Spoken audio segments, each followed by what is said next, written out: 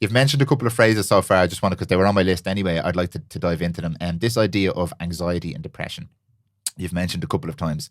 My thoughts on anxiety and depression, I've worked with a lot of people who struggle. I've gone through periods of my time myself where I felt anxious and I felt depressed and down and low and sad. But how I view it in the majority of cases nowadays is more as a state of anxiety and a state of depression as opposed to a condition or an illness. Sometimes can be a controversial thing to say. If you think about it, it's not actually controversial at all because we are people who constantly experience different states of being. But I truly believe that many of us have a lot more power to control is maybe too strong of a word, but to maneuver through or to work through these states. What's your kind of impression or opinion or feeling on these words at the moment? Because they're very, very popular words to use in conversation at the moment, today especially. Yeah, I mean, well, firstly, it's one of the reasons why often people come to meditation classes. It's one of the most, prevalent situations people are dealing with: stress, anxiety, and increasing levels of burnout actually through their work and through their lives. And so what we discover through over 2,500 years of Buddhist psychology and meditation practice that helps us kind of really deeply dive into the nature and function of the mind through our meditative practice is that actually anxiety can be profoundly debilitating. There's no doubt. Depression can be unbelievably debilitating. But if we actually try to trace back the source of our anxiety and our depression, we often think, well, it's the world and the way the world is and how people are interacting with me on a daily basis. And I look around the world at the moment and it's a bit of a mess. And that's what's inducing my anxiety or depression. The truth is, that's what we would say within this kind of training is the outer problem, the way the world is, unfolding today, your life is unfolding today. The real problem for us as human beings is the inner problem of these feelings of anxiety or depression that are arising in our mind and here when we meet these difficulties and challenges out there. So at least when we start to be very clear what the real problem is this inner problem of mental and emotional suffering, in this case expressed as anxiety or depression, we start to bring it in. Okay, that's where the work's to be done. How do I work with these thoughts, feelings, and emotions?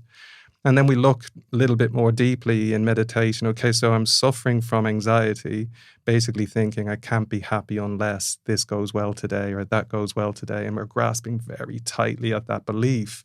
If the world is okay today, if work isn't overwhelming today, I'll be okay today. The problem is work rarely goes easy. The world is rarely in a state of balance. And so, but we're holding on to this deep-seated, largely unconscious, meaning we're not really cognizant of a belief that I can't be happy unless everything goes well out there today. But actually, that's just a view. And when we sit to meditate, we explore that. We look where that's coming from, and there are many different levels of exploring that. But essentially, when you sit to meditate, you can just basically use a simple meditation like breathing to let go of the feelings of anxiety that are rising in the mind because we're grasping tightly at this view. And as you start to let go of the feelings, you start to let go of the grip the anxiety has on your mind and that view, I can't be happy unless. And what you discover is the more you let go, the more you have an increasing sense of inner peace or peace of mind naturally arising as a result of that letting go. And then you realize, actually, I can be happy as long as I don't indulge and get caught up and lost in that anxiety. As long as I learn how to work with my breath to let go, focusing on the breath, letting go, focusing on anything else, I can reconnect with a degree of peace and a degree of happiness within the mind. So I can be happy as long as I don't indulge that anxiety or maybe those ruminating thoughts that are leading to a profound sense of depression.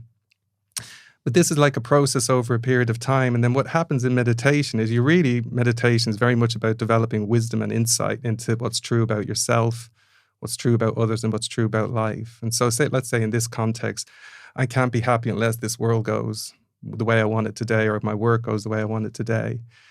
If we're holding strongly onto that belief, it's obviously completely coming from a lack of understanding what's true about yourself, others, and life. The world always will be up and down. Things will always go up and down in work. When you can really, in your heart, deeply accept that truth, like through meditation, you learn how to deeply accept that truth, develop increasing mindfulness of that truth in your life. When you can really deeply accept that truth, you're at peace with the ever-changing nature of the world and your work and your life. The deeper the acceptance in your heart, which you can deepen through training and meditation, the less anxiety. Like, it's normal things going wrong, and it's happening anyway. My goal now is not to try and control everything out there as if I could anyway, but just to begin to work with my mind in here and learn to accept and be at peace with the truth of life, which it's always problematic. So the deeper the acceptance in your heart, the less there's the possibility of anxiety arising in your mind, because you realize, now I'm understanding. Previously I thought I can't be happy unless everything goes perfect. Now I'm understanding I can be happy as long as I let go of that turbulent anxiety and accept life as it is. So now you're undermining the tendency towards anxiety. You're also undermining the tendency toward depression. So as you say, yes, anxiety can feel incredibly crippling, as can depression, but there is a way through it. It's not an inherent part of human nature, nor is depression.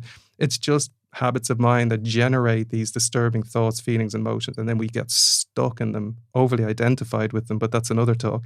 Overly identified with them, therefore feeling we can't do anything about them, so therefore we feel lost and disempowered.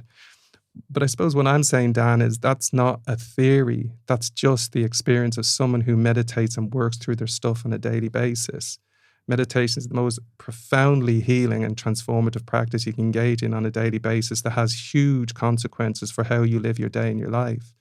So if somebody's working with that, they become increasingly confident that I don't have to live with this anxiety forever. Doesn't mean every day is perfect and you don't have anxiety, or you don't get depressed now and again.